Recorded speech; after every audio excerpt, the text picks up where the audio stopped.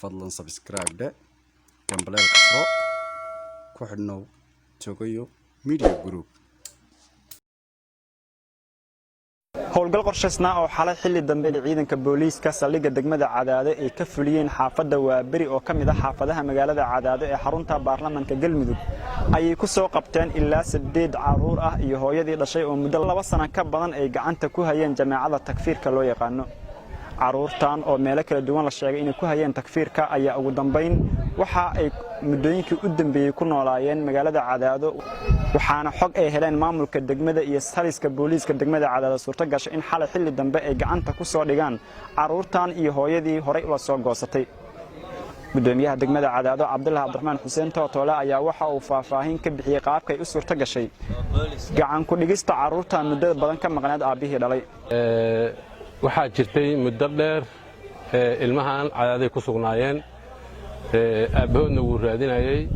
idaacaduhu ka hadla hadda ka hor hooyadoodna way ka hadashay ayagoo isku jawaabaya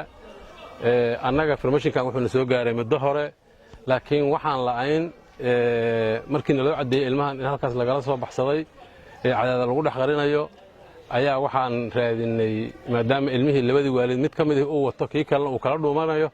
ayaan waxaan isku daynay inaan raadino waalidkii kale oo ahaa aabaha oo ilmaha raadinayay meeshii laga helay waan qoweynay Puntland inay tahay waan horaan u maqalnay laakiin waxaan garaweynay meesha uu ninkaas degan inay Garowe tahay inay Boosaaso tahay inay meel kale tahay muddo fara badan ayaan waxaan ku raad joognay marna Garowe wacaynay marna Boosaaso wacaynay ilaahay fadligiis markii dambe information aan helnay ninka reer Qardha inuu yahaan helnay Qardha ayaa wariyaal deegaanka joogan kaashanay inay wariyaalka Qardha noo wacaan oo ay noo weydiiyaan ninkaas hadda ka hor hadlayay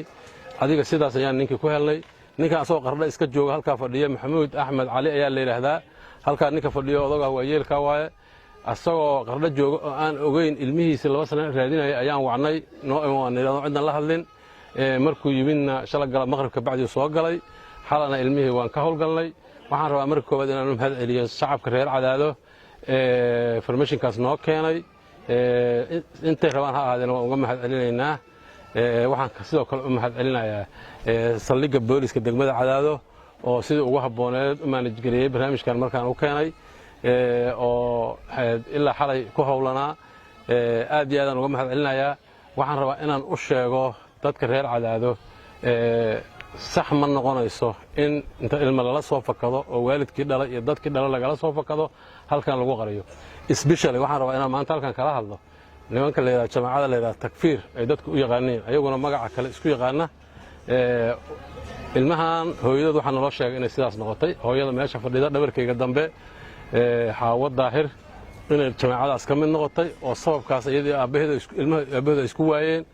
jamaacad dad reer Cadaada ka mid ah ayaa ilmahaas meesha ku qarinayay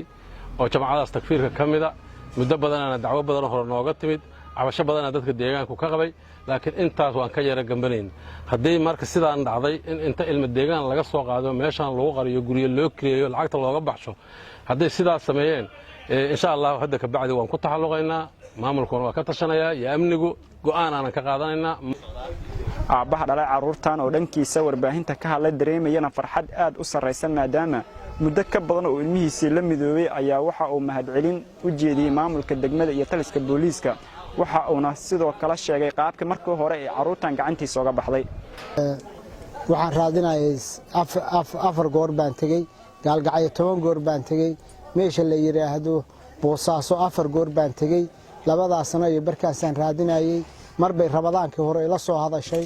oo iyadii ciyaalku la hadleen $200 baan u diray waa soo guureynaa bay tiri dabadeed 100na waxaan ku diray gabadha ay dhashay 300 baa iga gaartay dabadeedna telefoonadii waa dansadeen inta ma seexan ma jiifsan saasaan u wareegayay waxay ku nool yihiin ma aqoon